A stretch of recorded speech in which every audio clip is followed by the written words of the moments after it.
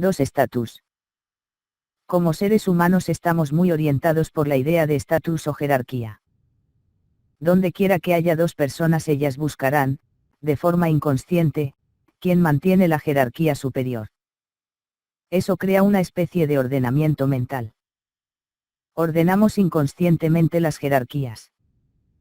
Lo que esto implica es que la persona en el más alto lugar de la jerarquía será más escuchada, será más valorada y estimada y tendrá menos oposición y discusión cuando proponga sus ideas, comparado con la persona al final de la jerarquía. Como contrapeso a esto hay que notar que la persona con mayor nivel de jerarquía, puede generar prevención en su auditorio. Muchos sentirán emociones encontradas hacia él, e incluso entre unos miembros generará un agrio sentido de competencia. ¿Acaso hay algún momento donde estar en el fondo del orden jerárquico tiene ventajas? Pues sí, existe uno solo y es cuando deliberadamente te mantienes con el valor más bajo, y te dedicas a observar y aprender. Muchas veces tomar la posición del aprendiz, hace que las personas se sientan maestros y te revelen cosas, se abran contigo y te enseñen. Lo que esto implica es que si eres una persona en un alto nivel de jerarquía, junto a otra persona con un alto nivel de jerarquía, tendrán desconfianza mutua. Lo interesante de este concepto es que para ser un experto en el arte de la conversación, es necesario moverse con flexibilidad entre ser el líder de la jerarquía y estar en el fondo, entre el alto estatus y el bajo estatus. Hay que tomar lugares y roles diferentes en la conversación con el fin de llamar la atención y tener el dominio del marco, pero también escuchar y aprender. El arte de la conversación está lejos de que hables monólogos basados en el ego. Tienes que escuchar y hacer hablar al otro. 3. Conciencia emocional. Una de las cosas más importantes, pero a la vez más incomprendidas, es el intercambio emocional involucrado en una conversación. Y justamente por el hecho de que es un intercambio emocional, es necesario asegurarnos de que las personas estén en un estado emocional positivo. Es un concepto muy simple, pero la mayoría de personas pierden esto de vista. Sin importar lo que uno está hablando, es necesario estar muy sensible y consciente de a dónde está yendo la emoción. En otras palabras, es necesario estar consciente de cómo están siendo afectadas las otras personas por lo que uno está diciendo. Cuando nos damos cuenta de que alguien se está viendo afectado negativamente, o que está respondiendo negativamente, hay que cambiar el enfoque, y justamente en este punto recae la maestría de la conversación. Incluso, aunque el mensaje sea fuerte, es necesario que la emoción se mantenga positiva en el interlocutor. No es que los temas como la enfermedad, la muerte, la tristeza o las pérdidas no se deban tocar en una conversación. Lo que sucede es que deben tratarse de tal manera que se mantenga el intercambio emocional, y que recuperes rápidamente las emociones positivas. El cerebro humano tiene un principio, se vuelve adicto a los estímulos que le producen placer, y casi como regla matemática, desea repetir ese estímulo placentero para sentir lo mismo. Si produces emociones positivas, las personas desearán seguir conversando contigo, e incluso te buscarán y te extrañarán cuando no estén contigo. Hay una historia maravillosa de uno de los presidentes más legendarios de los Estados Unidos, Benjamin Franklin. Cuando era joven, solía discutir con todas las personas y ganaba sus discusiones basado en una sólida oratoria. Sin embargo, no despertaba simpatía en ninguno. No tenía amigos. Así que un día, una figura cercana a él, alguien a quien Franklin admiraba como a un mentor, le dijo que madurara y que dejara de basar sus relaciones en la supremacía intelectual.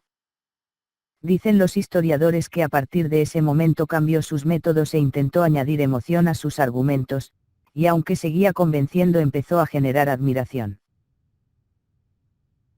El centro, el núcleo de la conversación, es el intercambio emocional. El arte de la conversación es justamente eso, un arte, y en cierta medida una buena conversación es parecida a un espectáculo. Esta noción resulta muy fuerte para aquellos que son tímidos, porque están acostumbrados a ahorrar energía, su mecanismo motivacional se basa en un ahorro constante de energía inconsciente. En otro post hablaré de este tema.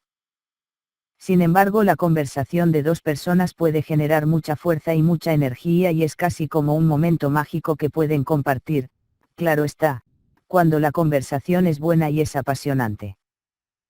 Como cualquier espectáculo, el buen conversador es un artista y necesita trabajar. Todos los artistas conocidos y que tienen éxito se basan en disciplina, trabajo y constante dedicación. Estas habilidades son fundamentales para quien quiera crecer, y son estas destrezas las más descuidadas por la mayoría, acostumbrados a acariciar su propia pereza y a convivir con ella como la mejor de sus amigas. 4. Desarrollo de la voz. El aspecto más importante, cuando desarrollas habilidades de conversación en un nivel puramente funcional, es el desarrollo de la voz. Y es justamente porque la voz es un instrumento. Con la voz es posible desarrollar tonalidades y con ellas es posible generar emociones. Créeme, esto es un arte y toma tiempo desarrollarlo y pasar de una voz monótona a una voz emotiva, pero los resultados no se hacen esperar. Con la voz es posible expresar duda o pregunta, incluso convicción y un gran matiz de emociones. Es casi como un instrumento musical. Las voces más poderosas son aquellas que son rítmicas. Una forma en que aprendí a hacerlo, fue leyendo en voz alta novelas. Y conmigo mismo como maestro empecé a actuar cada uno de los diálogos de las novelas, y empecé a darme cuenta que cada emoción requería una voz particular. Todos los días leía una parte de la novela a solas, y yo mismo me retroalimentaba, hasta que finalmente encontré mi propia voz. Mi defecto en aquel momento era que hablaba entre dientes, y en lo que trabajé fue en vocalizar, en mover más mis labios y pronunciar mejor las palabras. En ese entonces las mujeres solían preguntarme, ¿qué dijiste? Muy frecuentemente, pues no entendían lo que les decía. Cuando exponía algún tema en la universidad, solía hablar demasiado rápido y eso no permitía hacerme entender. Luego entendí que hablar rápido, es solo un reflejo inconsciente que expresa el temor a perder la atención del público. Así que para que ello no suceda, el inconsciente hace que hablemos más rápido para, supuestamente, mantener la atención del público. Fue un gran reto aprender a manejar los silencios y las pausas, algo que se adquiere sin mucha dificultad leyendo unas 5 páginas diarias de tu libro favorito, y respetando los signos de puntuación.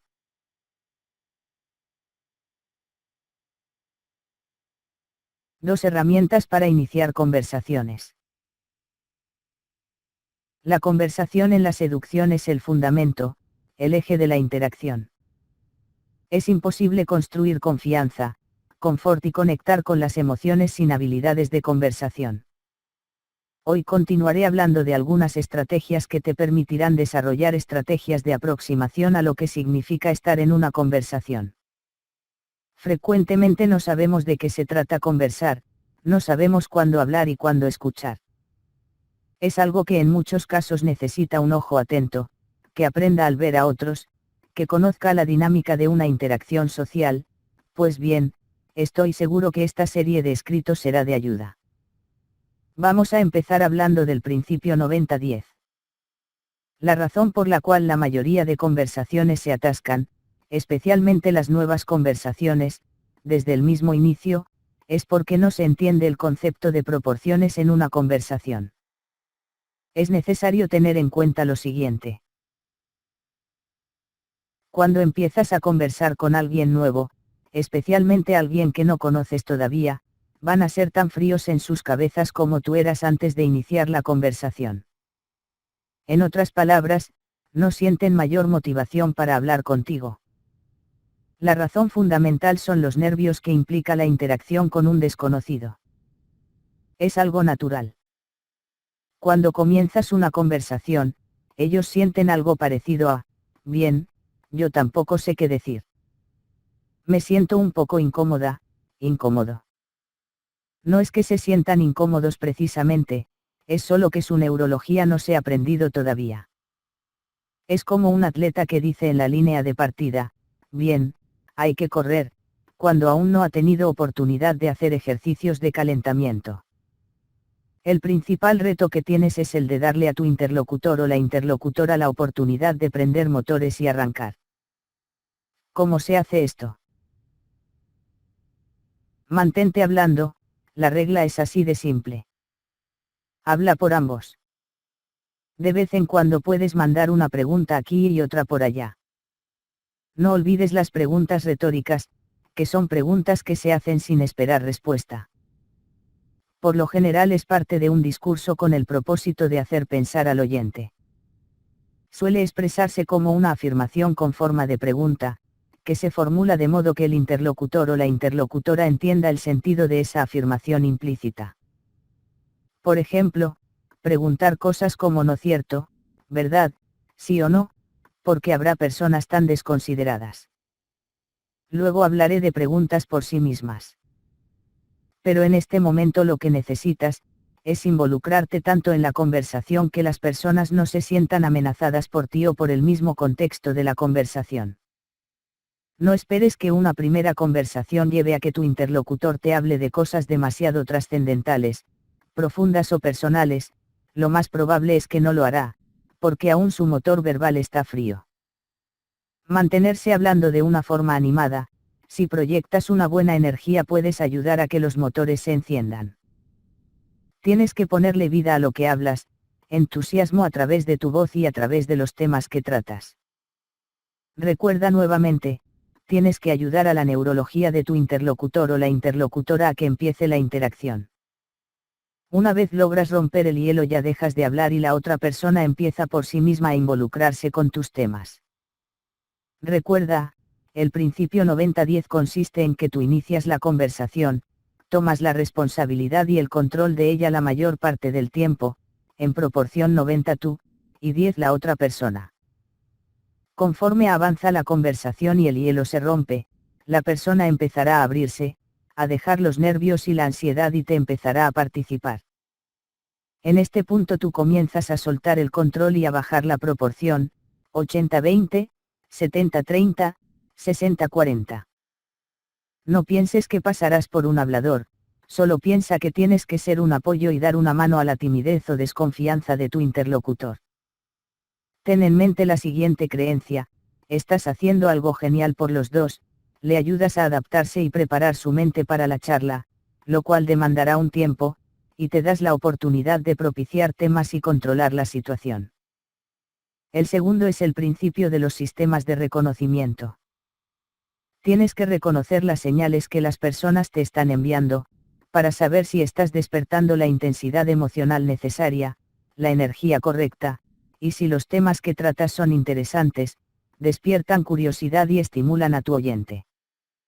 Es necesario utilizar los sentidos. Tus ojos y oídos serán tus mejores amigos. Es necesario observar las reacciones y aprender a leerlas. La clave está en prestar atención, poder descentrarte de ti mismo y fijarte en el otro. Los peores conversadores son aquellos que no pueden dejar de pensar en ellos mismos, mientras hablan con otra persona. Simplemente fíjate en la otra persona, desconéctate de tu propio ruido mental que te dice: ¿será que lo estoy haciendo bien? ¿Será que voy por buen camino? O peor aún, esos mensajes fatalistas de tu propia mente que te dicen: se está aburriendo, soy pésimo en esto, qué aburrido estoy. Concéntrate en sus palabras y en ver las reacciones emocionales del otro. La cosa es simple, debes notar emoción, interés y curiosidad en el otro. Esas son las cosas que tienes que buscar. Al buscarlas inevitablemente estarás poniéndole atención, al hacerlo estarás conectando.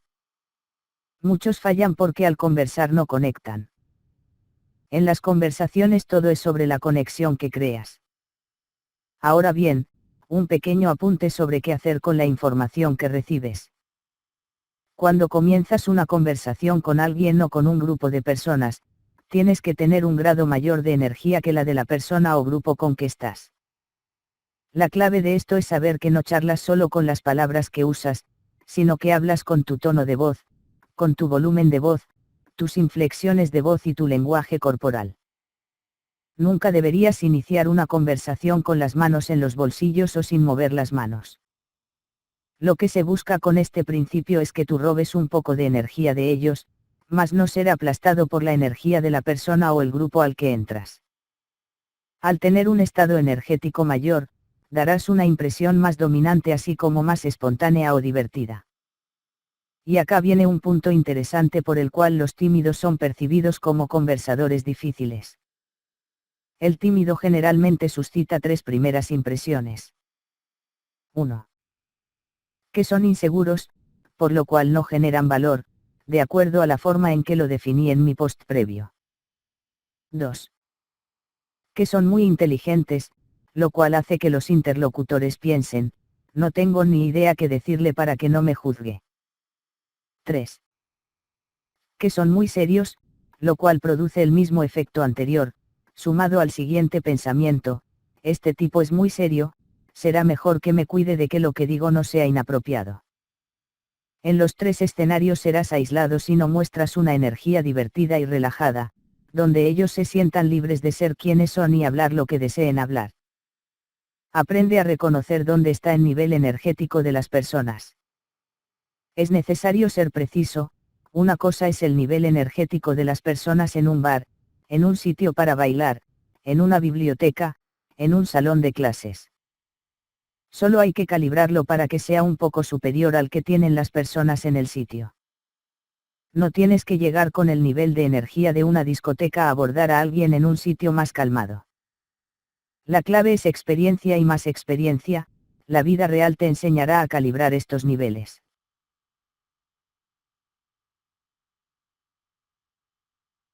Estructuras mentales de la conversación.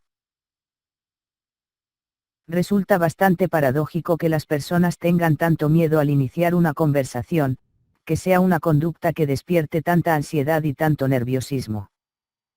Iniciar una charla con alguien no debería suscitar tantas emociones, es algo simple, es algo para lo cual los seres humanos estamos diseñados, es el simple acto de conectar con otros.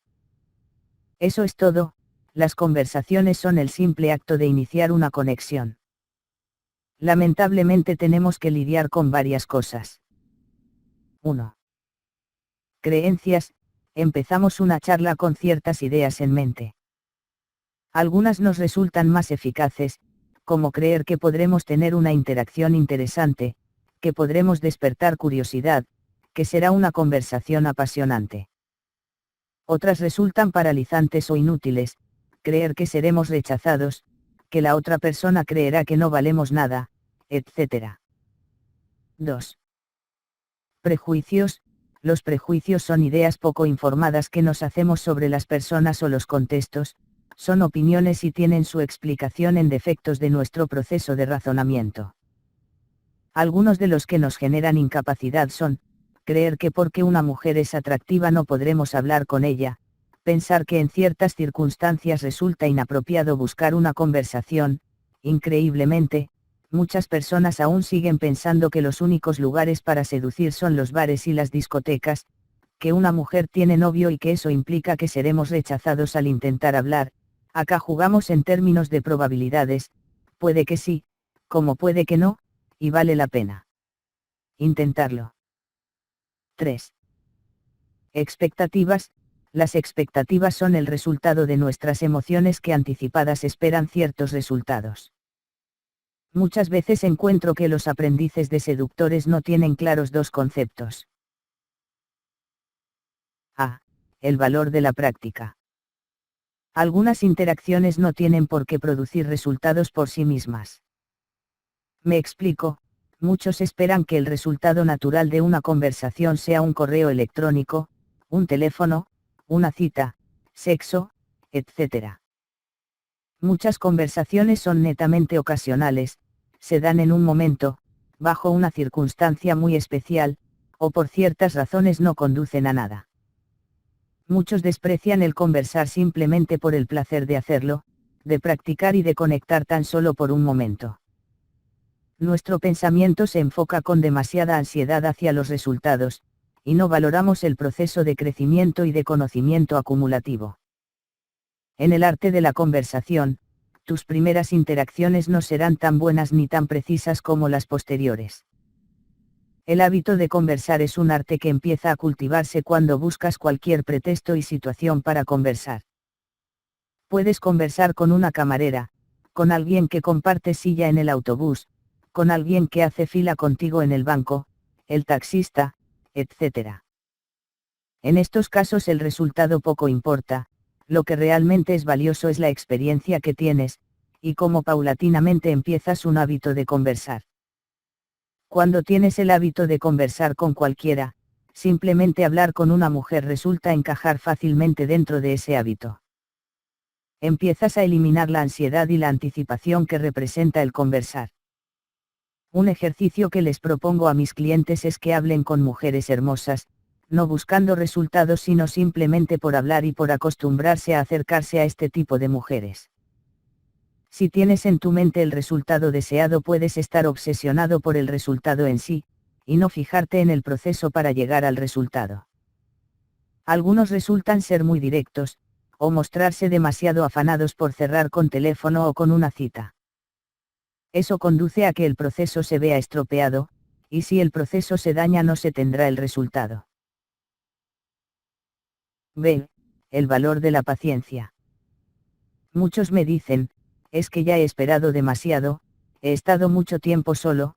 Pues bien, yo he aprendido en mi vida personal y en la de mis clientes el valor de esperar. Lejos de las posturas engañosas de algunas escuelas de seducción que solo buscan el dinero de las personas, la seducción es un arte que se juega en el saber esperar. Algunas interacciones no producen su fruto sino semanas o meses después. Lo único que yo busco en mis clientes es que su oportunidad de interactuar, de conversar, de conectar sea efectiva sin importar el resultado visible, teléfono, cita, contacto, etc., y que simplemente lo hagan por el placer de hacerlo. Entre todas estas conexiones una o varias resultarán, en el largo plazo en citas y luego en posibles relaciones. La metáfora que se me ocurre es la de pensar en un sembrador que va sembrando sus semillas. Algunas no germinarán porque no son terreno fértil, pero algunas sí lo harán y darán fruto. La seducción es un trabajo, es un oficio, que hay que hacerlo. La impaciencia solo conduce a que te equivoques, tomes decisiones equivocadas o presiones demasiado y muestres necesidad. 4. Atribuciones. Las atribuciones son explicaciones del tipo causa-efecto que hacemos de los fenómenos. Un ejemplo en una esfera diferente, se puede ilustrar en la diferencia en que una inundación sea atribuida al invierno y a un terreno susceptible de deslizamientos, y otra es atribuir esa misma inundación a un castigo divino por los pecados. Como ves, la misma consecuencia tiene dos causas diferentes dependiendo del punto de vista. En el campo de la seducción, el mayor error reposa en pensar que una actitud distante al entablar una conversación implica un rechazo manifiesto, o que hemos perdido valor delante de la otra persona, o que no desea hablar con nosotros. Puede que sea cierta esta atribución, pero también puede que sea cierto que hemos iniciado la conversación en un mal momento, que esta persona esté ocupada o que simplemente no desee hablar con nadie en ese instante, porque está pensando en algo realmente prioritario. Esto lo he visto en dos contextos. A. Cuando no es probable que vuelvas a ver a esa persona. Muchos atribuyen a esa actitud un rechazo y un notorio fracaso en su interacción. Como nunca tendrán la oportunidad de comprobar cuál atribución es correcta, se quedan con la peor, el rechazo sin más. En este punto es necesario presumir buena fe, por dos razones. Primero, así sea falso resulta ser algo que la psicología conoce como una creencia que defiende la identidad, y aunque probablemente falsa, que no seguramente, es útil para tu proceso. Segundo, esto permite que no reacciones con el resentimiento característico de muchos de los aprendices, que para siguientes aproximaciones, incluso el mismo día, no pierdas tu energía y un episodio no termine dañándote el resto del día. Esa es una victoria que no te puedes permitir conceder. El otro contexto sería, B, cuando volverás a ver a esta persona. Quizá es una persona de tu trabajo, de tu universidad, del barrio. La actitud abierta y una atribución positiva permitirán que te vuelvas a acercar y puedas comprobar qué es lo que sucede realmente. Quizá una segunda o tercera aproximación resulte en saber que esta persona en verdad estaba ocupada, o que realmente no quiere saber de ti. Y acá entra a jugar una atribución compleja. Por el hecho de que una mujer no desee hablar contigo, no significa que la causa esté en que eres inadecuado o que has fallado. La causa reside en el estado interior de la mujer. Escribe esto por favor en fuego en el sistema de creencias que tienes. Ante todo tienes que preservar tu estima y tu nivel de juego. Ahora bien, tienes que prestar atención a no caer en un extremo, no puedes excusarte de todas las fallas, eso conduce a la mediocridad. Tienes que adecuar tu sistema de atribuciones para saber cuándo tu técnica y estrategia han fallado y necesitas mejorar, trabajar y optimizar tu rendimiento, y cuando es simplemente cuestión de las circunstancias. Recuerda que este trabajo consiste en volverse cada día más exigente contigo mismo. Y acaba otro principio, las excusas poco valen. Es necesario mantener un equilibrio entre ser crítico y exigente con uno mismo, y preservar la estima. Muchos caen en el extremo de ser demasiado críticos consigo mismo y lo único que obtienen es lesionar su autoestima y estropear todo su desempeño, porque desarrollan algo que se denomina temor al desempeño, es decir, tienen un temor desmedido a no hacer las cosas bien por lo cual optan por no hacer nada.